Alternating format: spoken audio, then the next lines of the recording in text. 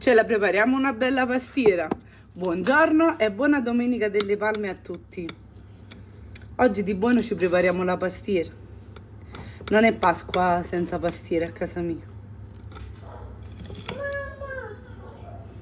Eccola qua.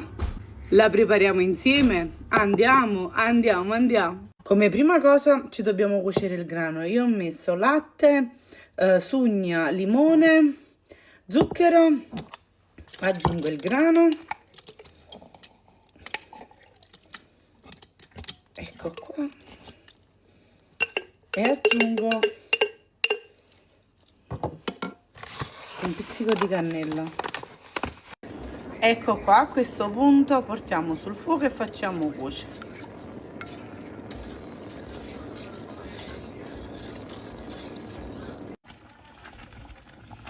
Girate di tanto in tanto, mi raccomando.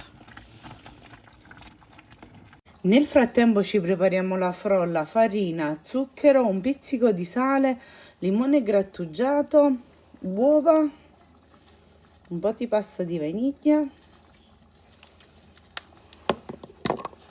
così. Aggiungo il burro fatto a pezzettini.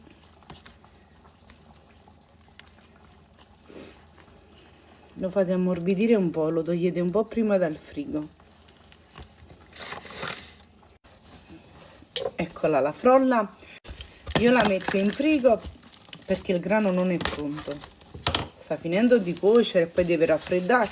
Quindi io l'ho preparata, la metto in frigo, poi la tolgo un po' prima. Eccolo pronto dopo 35-40 minuti. Adesso lo dobbiamo lasciare raffreddare. Dividiamo la frolla a metà. Da questa metà ne ho tolto un po', che ci facciamo le striscioline sopra. Imburriamo lo stampo, dopo ve lo faccio vedere. Misura 24. Imburrate, mettete carta da forno come preferite. Io ho imburrato, l'anno scorso ho imburrato e ho messo carta da forno. Quest'anno ho imburrato sopra.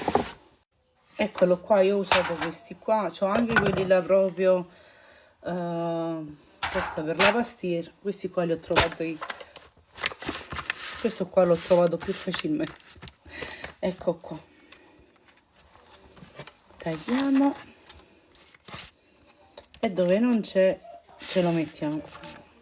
La ricotta l'ho lavorata un po' con lo zucchero e l'ho messa in frigo. Una volta che il grano è raffreddato ho messo le uova, metto fior d'arancio e millefiori, aggiungo la ricotta e grattugio un limone. A questo punto facciamo lavorare. Io lavoro in planetaria, ma voi potete lavorare come preferite. Eccolo pronto. A questo punto si aggiungono anche i canditi. Visto che a casa mia non piacciono, io non li ho aggiunti.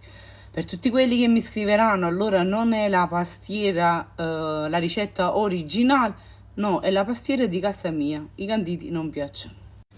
Ci ho messo più a fare le strisce sopra che a fare tutta la pastiera. Comunque, con il resto della frolla ci facciamo 7 strisciolini. Che ogni pastiera deve avere 7 strisce. 2, 3, 4, 5, 6 e 7. Accendiamo il forno. 180 gradi, se vedi che non so geometro, faccio sempre questo. 180 gradi statico e aspettate che inforniamo però. A questo punto tagliamo questo qua che è in più, ce lo togliamo. Io inforno e torno subito, non vi muovete che torno subito. Un'oretta ed è pronta. Adesso la lasciamo raffreddare e la assaggiamo.